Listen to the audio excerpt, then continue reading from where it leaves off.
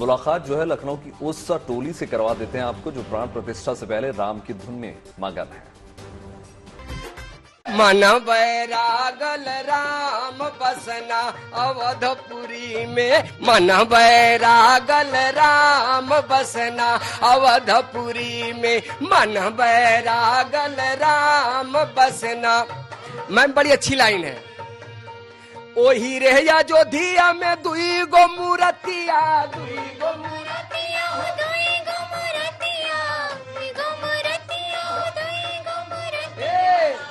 अरे हो, अरे एक लक्ष्मण एक राम बसना अवधपुरी में, एक लक्ष्मण एक राम बसना अवधपुरी में, मन बैरागल राम बसना अवधपुरी में। अरे उड़त बगुलावा के मारे लूरोरी, उड़त बगुलावा के मारे लूरोरी, उड़त बगुलावा के मारे लूरोरी, कहना है कहवा से आवेले राम लखन भैया हो,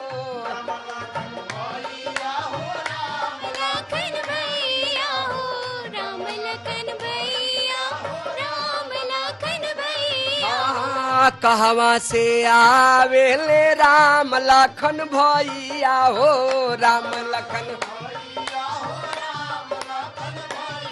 हाँ, कहवा से आवेली लाल पियर डोली, उड़ा तो बकुलावा के मारे लूरोरी। राम नगर में भजन सुने जाइबो, राम नगर में भजन सुने जाइबो, राम नगर में भजन सुने जाइबो, राम नगर में भजन सुने जाइबो, राम नगर में भजन सुने जाइबो, राम नगर में भजन सुने जाइबो, राम नगर में भजन सुने जाइबो, राम नगर में भजन सुने जाइबो। भगवान राम की प्राण प्रतिष्ठा को लेकर देश भर में उत्साह का माहौल है। इस भव्य समारोह में शामिल होने के लिए लोगों को निमंत्रण दिया जा रहा है। प्रयागराज में राम भक्तों ने अनूठे अंदाज में प्राण प्रतिष्ठा का न्योता दिया।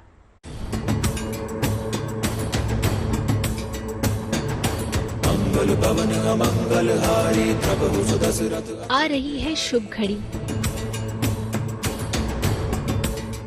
प्राण प्रतिष्ठा की भव्य तैयारी।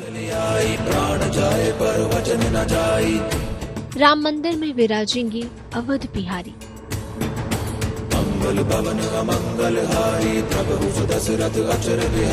अयोध्या में प्रभु श्री राम की प्राण प्रतिष्ठा की तारीख जैसे जैसे करीब आ रही है, भक्तों में भी उत्साह बढ़ता जा रहा है।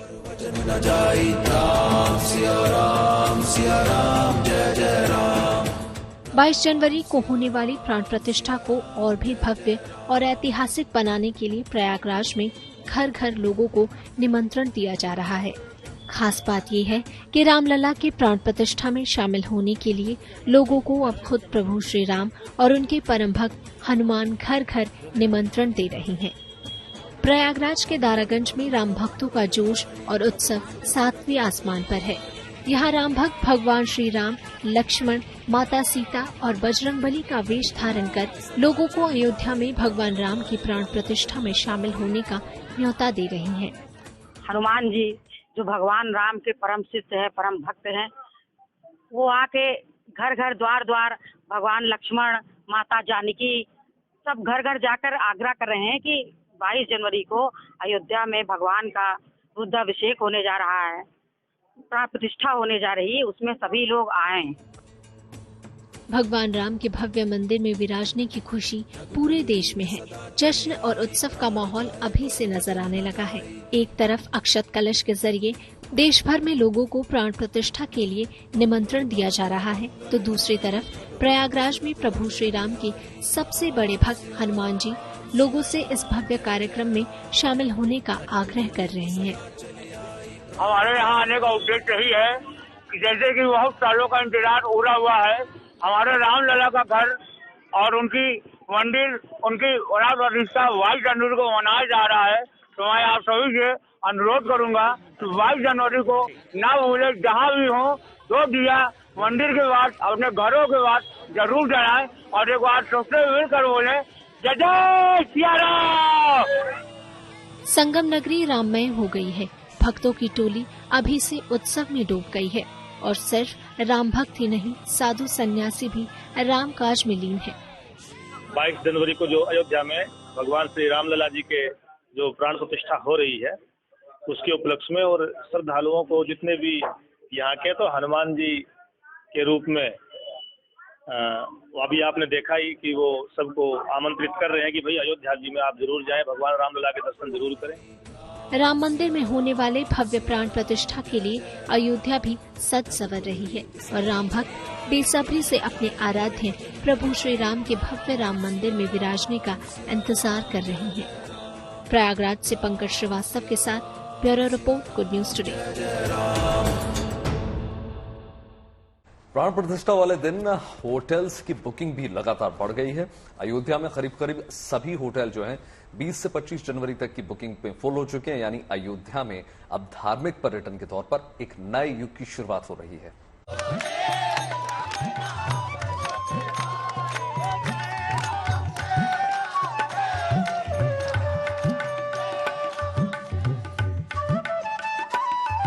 रामनगरी में लौट आया स्वर्णिम काल।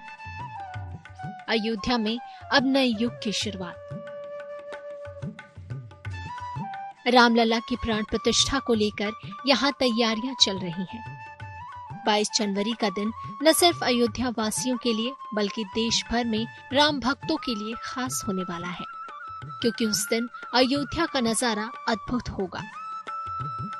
मंदिर में भगवान राम विराजेंगे, सड़कों पर श्रद्धालुओं का हुजूम होगा और दुनिया भर से राम भक्त इस ऐतिहासिक क्षण को अपनी आंखों में कैद करने के लिए अयोध्या पहुंचेंगे।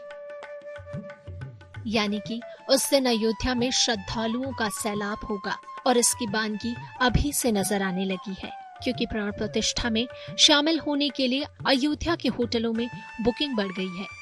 यही नहीं, यहाँ लगभग सभी होटल 20 जनवरी से लेकर 25 जनवरी तक बुक भी हो चुके हैं।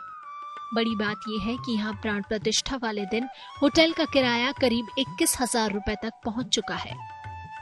लगभग 2 महीने पहले से ही होटल 95% बुक हो चुका है ये। अच्छा, तो ये 2 महीने से मतलब कब, किस तारीख से किस तारीख की सबसे ज्यादा बुकिंग है? ये 20 से 25 के बीच में बुकिंग काफी टाइट है और ये 21 से और 23-24 तक तो पूरा जो है सोल्ड आउट ही है। जाहिर है कि अयोध्या में रामलला के प्राण प्रतिष्ठा के बाद यहाँ धार्मिक पर्यटन को भी नई पहचान मिलेगी। ऐसे में यहाँ आने वाले दिनों में श्रद्धालुओं के साथ साथ सैलानियों की भी आमद बढ़ेगी, जिससे अयोध्या में विकास की रफ्तार को बल मिलेगा और इसका स्थानीय कारोबारियों को भी लाभ होगा। अयोध्या से Santosh Kumar, good news today.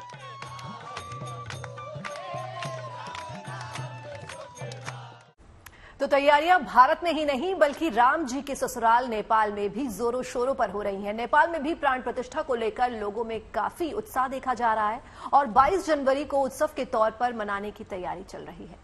22 जनवरी को अयोध्या में श्री राम मंदिर का उद्घाटन होने वाला है। अयोध्या में एक और जहाँ राम मंदिर बन रहा है और खुशी नेपाल में भी है, क्योंकि अयोध्या और नेपाल यानी भारत और नेपाल का रिश्ता बहुत पुराना है। इस वक्त मेरे साथ नेपाल के एम्बेसडर मौजूद हैं। सर, नेपाल के लोग बहुत खुश हैं, जनकपुर के लोग खास तौर पे खुश हैं क्योंकि हर साल भारत से नेपाल बारात जाती है। कितना अच्छा लग रहा है कि आपके दामाद का मंदिर बन के तैयार है। नेपाल के लोग तो बहुत खुश है। मेरा ख्याल है कि ये 2-3 साल में नेपाल से जो अयोध्या विजिट करने वाले हैं वो 2 गुना, 3 गुना, 4 गुना से बढ़ते जाएंगे और नेपाल भारत का संबंध उसने सुदृढ़ भी कर देंगे। धन्यवाद सर हमसे बातचीत करने के लिए। तो ये थे नेपाल के एम्बेसडर जिन्होंने हमें बताया कि राम मंदिर तो एक और जहां बनकर अब बिल्कुल तैयार हो गया है, लेकिन उसके बाद बड़ी तादाद में नेपाल से लोग भी अब राम मंदिर आने वाले हैं और ये कहीं ना कहीं भारत और नेपाल के संबंधों को और मजबूती देगा। विजय राजा के साथ नीतू झा, आज तक, दिल्ली। देखिए, राम भक्तों से सत्कार के लिए अयोध्या वासी भी अब तैयार नजर आ रहे हैं, क्योंकि यहां भक्तों के ठहरने के लिए प्रशासन ने होम स्टे को मंजूरी दे दी है। इसके साथ ही अयोध्या में वाटर टैंक भी लगाए जा रहे हैं और शहर में साफ सफाई का भी खास ख्याल रखा जा रहा है। अयोध्या में प्रशासन की ओर से शहर में वाटर टैंक भी लगाए जा रहे हैं, जिससे श्रद्धालुओं को पीने के लिए साफ पानी मिल सके। यही नहीं, स्वच्छता के लिहाज से भी प्रशासन की तरफ से तमाम इंतजाम किए जा रहे हैं। श्रद्धालु आए तो उनको एक अयोध्या में स्वच्छ वातावरण मिल सके, और उसके लिए जरूरत होती है प्रकाश की, नित्य क्रिया के लिए संसाधनों की और स्वच्छ पानी की, जिसके लिए नगर निगम ने अभी से तैयारी शुरू कर दी है। और इसके लिए जो पार्षद हैं उनको डिप्यूट कर दिया है कि वो इन व्यवस्था की निगरानी करते रहें। जाहिर है, रामलला के मंदिर में विराजने के बाद अयोध्या में रोजाना श्रद्धालुओं के आने जाने का सिलसिला जारी रहेगा। ऐसे में होम स्टे और पेइंग गेस्ट योजना से न सिर्फ अयोध्या पहुंचने वाले श्रद्धालुओं को सस्ती दरों पर रुकने में सहूलियत मिलेगी, बल्कि स्थानीय लोगों को भी रोजगार के नए अवसर मिलेंगे। अयोध्या से बनबीर सिंह, गुड न्यूज टुडे। और अब बात पहाड़ों पर जारी बर्फबारी की कर ली जाए। उत्तराखंड के औली में इन दिनों न सिर्फ पर्यटकों की बहार देखने को मिल रही है, बल्कि सफेद चमचमाती बर्फ से भी ये पहाड़ गुलजार हैं। पर्यटकों के लिए औली इस वक्त जन्नत से कम नहीं है। सैलानी बड़ी तादाद में औली पहुंच रहे हैं और खूबसूरत वादियों का लुत्फ उठा रहे हैं।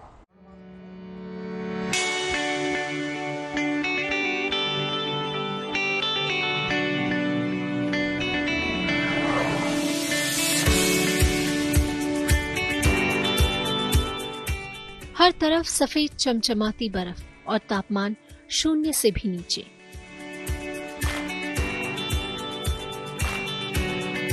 कुदरत का ऐसा खूबसूरत नजारा जो देखे बस देखता ही रहे।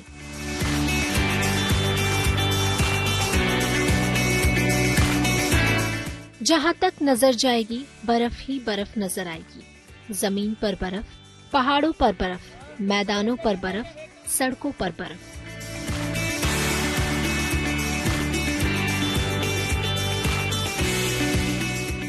ये तस्वीरें उत्तराखंड के औली की है, जहां दूर दूर तक सिर्फ बर्फ ही बर्फ की सफेद चादर ही दिखाई दे रही है।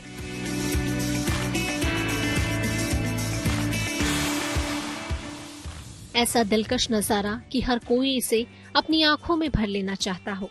चारों तरफ बर्फ से ढके पहाड़, हसीन वादियां, सुहाना मौसम और आसमान से गिरते सफेद रुई के फाहों जैसी बर्फ।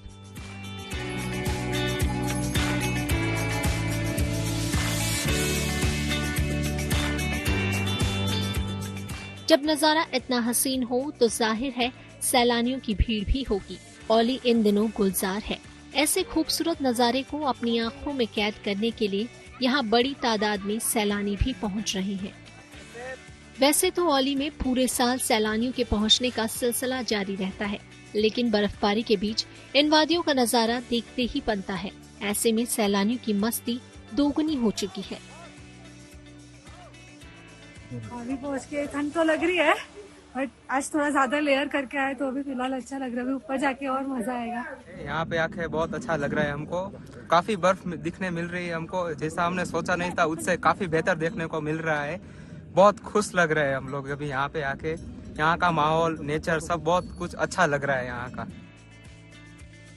औली अपने सुंदरता के लिए तो मशहूर है ही, साथ ही साथ स्कीइंग के लिए भी जाना जाता है।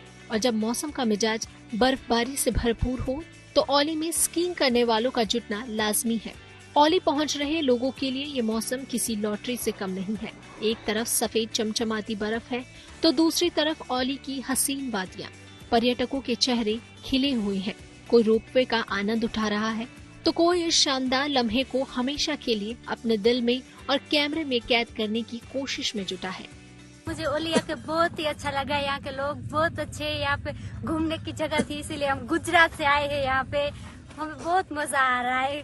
आगे जाके ऊपर जाके बर्फ भी देखी हमने, सब किया, बहुत मजा आया हम लोगों को। हम बहुत खुश हुए। हमें बहुत अच्छा लग रहा है। यहाँ का वेदर बहुत ज्यादा अच्छा है और ठंड भी अभी बहुत अच्छी लग रही है हमें। जैकेट्स हमने ले रखी है, बर्फ अच्छी है और बिल्कुल फ्रेश स्नो है, तो कुछ ज्यादा ही मजा आ रहा है हमें एंजॉय करने के लिए।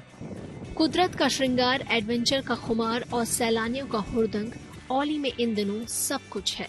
कोई अपना बर्थडे मनाने यहाँ पहुँचा है तो कोई क्रिसमस और नए साल का जश्न। कुल मिलाकर औली में पर्यटकों की भीड़ है और स्थानीय कारोबारियों के चेहरे खिले हुए हैं। कमल नयन सिलोड़ी, Auli, good news today.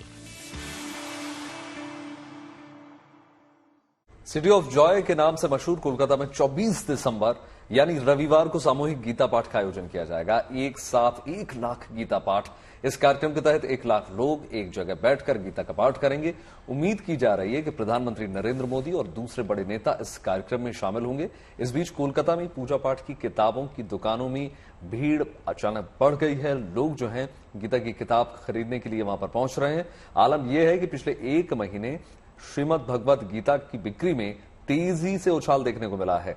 Sanskrit के अलावा अलग अलग भाषाओं में गीता की किताब खरीदने के लिए लोग लगातार वहां पर पहुंच रहे हैं। गीता प्रेस गोरखपुर के मुताबिक 1 महीने 55,000 बांग्ला भाषा की गीता की किताबें बिकी हैं। एक साथ 1 लाख करेंगे गीता पाठ, जिसका तैयारी कोलकाता शहर में बड़े धूमधाम से फिलहाल चल रहे हैं। और इस वक्त मेरी मौजूदगी कोलकाता के बोईपाड़ा कहलाने वाला कॉलेज स्ट्रीट इलाके में है, जो एशिया के जितने भी बड़े पुस्तकों की बाजार है उनमें से अहम माने जाते हैं। और यहाँ पर एक दुकान पे हम पहुंचे हैं, वो भी कह रहे हैं कि ये दिसंबर के महीने में वो ये आंकड़ा उन्होंने भी दर्ज किया है कि गीता की जो कॉपीज है, वो भगवत गीता की कॉपीज के जो खरीदारी वो बहुत बढ़ गया है। आप देख सकते हैं तमाम भाषा, बांग्ला, हिंदी, अंग्रेजी भाषा में भगवत गीता का कॉपी जो है यहाँ पर रखे हुए हैं। और ये कॉलेज स्ट्रीट एरिया जो है कोलकाता के बोईपाड़ा है, यहाँ पर हर रोज लाखों के तादाद पर लोग पहुंचते हैं। और अब बात प्रयागराज की कर ली जाए, जहां माघ मेले की तैयारियां शुरू हो चुकी हैं। इस बार माघ मेला अनूठे संकल्प के साथ संपन्न होगा। इस बार मेले में प्लास्टिक की किसी चीज की मनाही होगी और श्रद्धालुओं को मिट्टी के बर्तन में खाना परोसा जाएगा।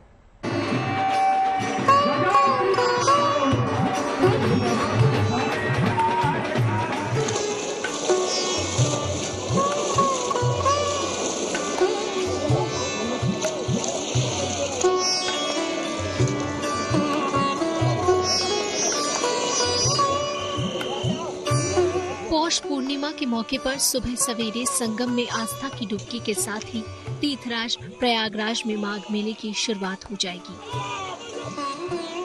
एक तरफ भगवान श्री राम अयोध्या में अपने भव्य मंदिर में विराजेंगे, तो दूसरी तरफ संगम नगरी प्रयागराज में श्रद्धालु मां गंगा की गोद में स्नान के लिए पहुंचेंगे। इस बार का माघ मेला 2025 के महाकुंभ के रिहर्सल के तौर पर देखा जा रहा है। ऐसे में इसकी तैयारियां भी उसी तर्ज पर की जा रही हैं। माघ मेला यूपी के बड़े आयोजन में से एक है। ऐसे में यहाँ प्रदूषण भी बड़े पैमाने पर होने की उम्मीद होती है, खासकर प्लास्टिक कचरे की। लेकिन अब मेला प्रशासन इस पर अंकुश लगाने की तैयारी कर रहा है। संगम नगरी प्रयागराज में हर साल लगने वाले धार्मिक सालाना मेले माघ मेले की शुरुआत यहाँ पर तेजी से हो रही है। प्रयागराज में ये पार्टून पुल बनाए जा रहे हैं और ये पार्टून पुल 6 पार्टून पुल बनाए जाएंगे, जिसमें आने जाने वाले श्रद्धालुओं को किसी भी तरह की दिक्कत का सामना न करना पड़े। ये पूरा मेला 768 हेक्टेयर में होगा और 2024 के माघ मेले को पूरी तरह से प्लास्टिक फ्री घोषित कर दिया गया है।